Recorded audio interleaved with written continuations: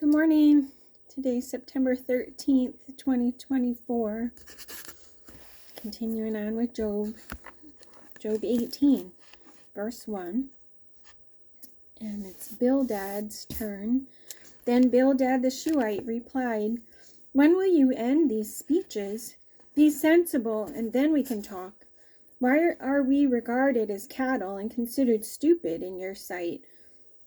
You who tear yourself to pieces in your anger, is the earth to be abandoned for your sake, or must the rocks be moved from their place? The lamp of the wicked is snuffed out, the flame of his fire stops burning, the light in his tent becomes dark, the lamp beside him goes out, the vigor of his step is weakened, his own schemes throw him down, his feet thrust him into a net, and he wanders into its mesh.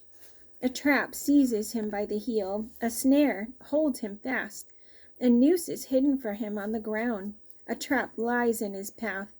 Terrors startle him on every side and dog his every step. Calamity is hungry for him. Disaster is ready for him when he falls. It eats away parts of his skin. Death's firstborn devours his limbs. He is torn from the security of his tent and marched off to the king of terrors. Fire resides in his tent. Burning sulfur is scattered over his dwelling. His roots dry up below and his branches wither above. The memory of him perishes from the earth. He has no name in the land. He is driven from light into darkness and is banished from the world. He has no offspring or descendants among his people, no survivor where he once lived. Men of the west are appalled at his fate. Men of the east are seized with horror. Surely such is the dwelling of an evil man. Such is the place of one who knows not God."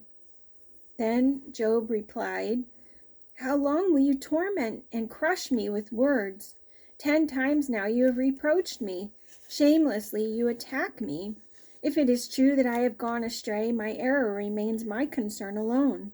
If indeed you would exalt yourselves above me and use my humiliation against me, then know that God has wronged me and drawn his net around me. Though I cry, I've been wronged, I get no response. Though I call for help, there is no justice. He has blocked my way so I cannot pass. He has shrouded my paths in darkness. He has stripped me of my honor and removed the crown from my head. He tears me down on every side till I am gone. He uproots my hope like a tree. His anger burns against me. He counts me among his enemies. His troops advance in force. They build a siege ramp against me and encamp around my tent. He has alienated my brothers from me. My acquaintances are completely estranged from me. My kinsmen have gone away. My friends have forgotten me.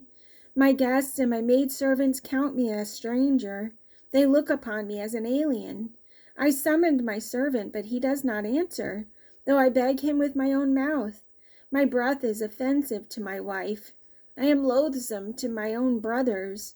Even the little boys scorn me. When I appear, they ridicule me. All my intimate friends detest me. Those I love have turned against me. I am nothing but skin and bones. I have escaped with only the skin of my teeth. Have pity on me, my friends, have pity, for the hand of God has struck me. Why do you pursue me as God does? Will you never get enough of my flesh? Oh, that my words were recorded so that they were on a scroll, that they were inscribed with an iron tool on lead, or engraved in rock forever. I know that my Redeemer lives, and that in the end he will stand upon the earth. And after my skin has been destroyed, yet in my flesh I will see God. I myself will see him with my own eyes, I and not another. How my heart yearns within me. If you say how we will hound him, since the root of the trouble lies in him, you should fear the sword yourselves. For wrath will bring punishment by the sword, and then you will know that there is judgment." Then Zophar the Naamathite replied, my troubled thoughts prompt me to answer, because I am greatly disturbed. I hear a rebuke that dishonors me, and my understanding inspires me to reply. Surely you know how it has been from of old, ever since man was placed on the earth, that the mirth of the wicked is brief, the joy of the godless lasts but a moment. Though his pride reaches to the heavens and his hand touches the clouds, he will perish forever, like his own dung. Those who have seen him will say, "Where is he?" Like a dream he flies away, no more to be found, banished like a vision of the night. The eye that saw him will not see him again. His place will look on him no more. His children must make amends to the poor. His own hands must give back his wealth. The youthful vigor that fills his bones will lie with him in the dust. Though evil is sweet in his mouth, and he hides it under his tongue, though he cannot bear to let it go and keeps it in his mouth, yet his food will turn sour in his stomach. It will become the venom of serpents within him. He will spit out the riches he swallowed. God will make his stomach vomit them up. He will suck the poison of serpents. The fangs of an adder will kill him.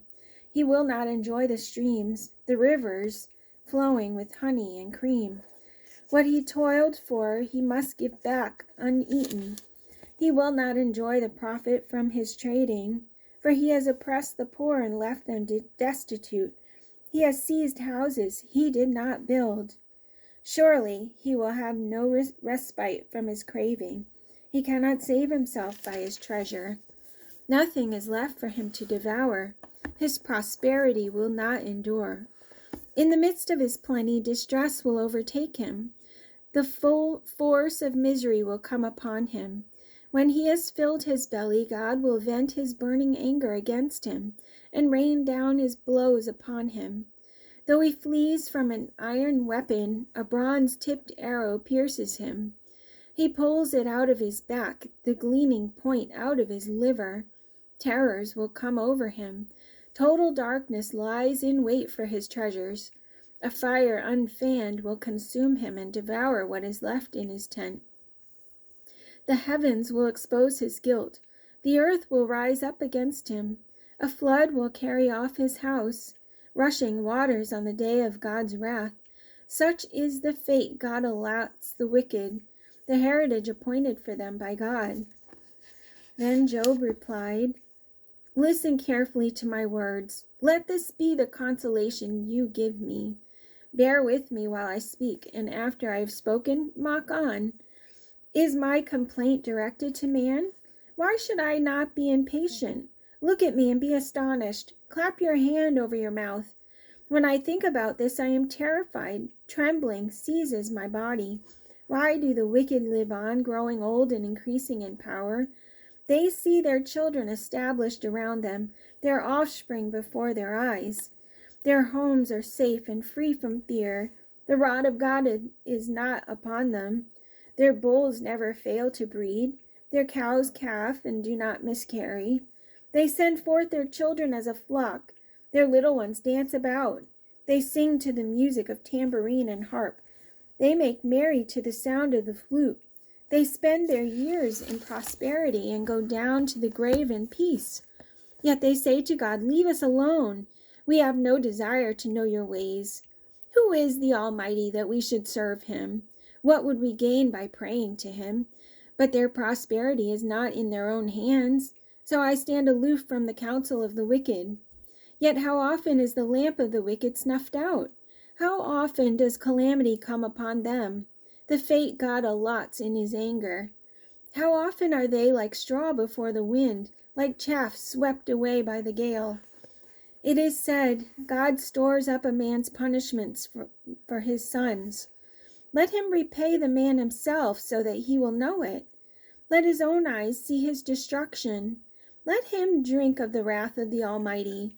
For what does he care about the family he leaves behind, when his allotted months come to an end?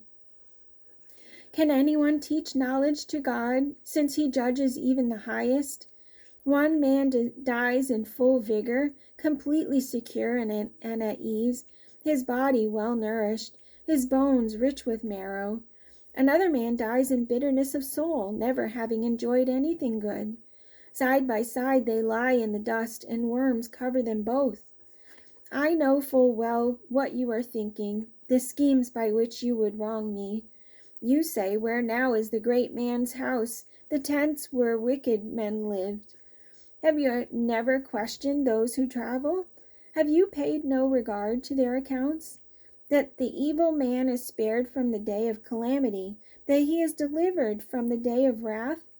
Who denounces his conduct to his face? Who repays him for what he has done? He is carried to the grave, and watches kept over his tomb. The soil in the valley is sweet to him. All men follow after him, and a countless throng goes before him. So how can you console me with nonsense?